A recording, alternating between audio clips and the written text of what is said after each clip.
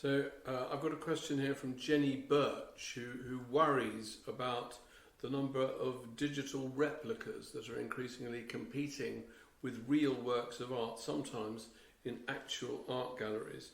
She wonders, does it matter, especially if the work of art is positioned in context? Am I becoming literally disillusioned? Should I be told if it's a digital copy? But I understand, essentially the worry is that in a world of increasingly sophisticated copies, are we in danger of losing the original experience of a work of art? And it is an interesting question. It's a particularly interesting question if you've ever spent any time in China. I don't know how many of you have spent time in China, but there, it's astonishing the level and the quantity of digital copies. You go to small provincial museums, particularly in places where they've made important archaeological discoveries, and you go to the museum and you see that such and such a sculpture from such and such a royal tomb, or such and such a vast Buddhist sculpture. You see it, they're just marked, labelled as if they were the things that had been found around the corner in that archaeological site over there. But if you're with the right Chinese expert, they'll say, oh no, that's actually a copy. That's a copy. The real one is in Beijing. And sometimes on my travels through China, it seemed as if the real one was always in Beijing. And these copies are so beguiling and so fantastically sort of persuasive that it's very, very hard to realise that you're not looking at the real, actual object. And there's another story about this which I was told by a great expert in Chinese jade sculpture.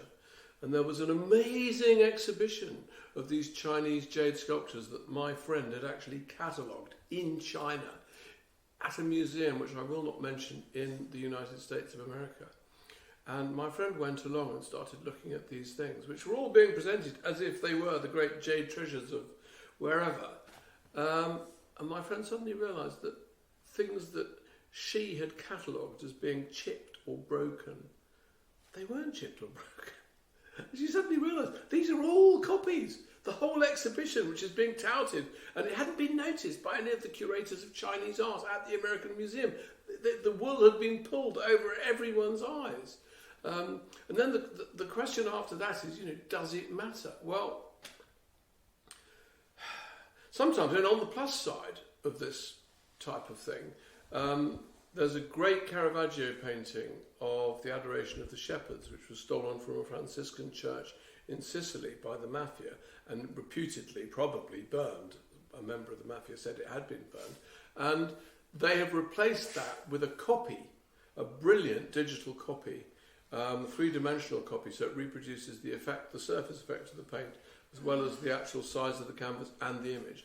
Likewise, in Venice, at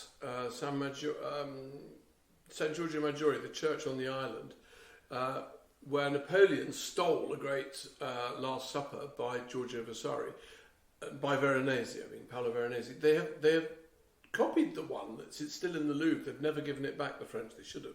And they put that in the refectory. So you can see this great copy, as you can see the Caravaggio, in the context that it was once created to occupy. And I think in those instances, where the place is real, if you like, but and the image is not, it's actually wonderful, because you can put a work of art back where it once belonged and feel how fitting it would have been if it were still to be there, if it were always there. You can do that through the fakery of the copy, and they are so good, these copies, these three-dimensional copies of canvases. They are stunningly good. So in my opinion, that adds to the to the experience of art, to the experience of culture. So it's a good thing. But a great question. And again, many answers possible to that question, but that's the answer and a half, or perhaps the two answers I've chosen to give.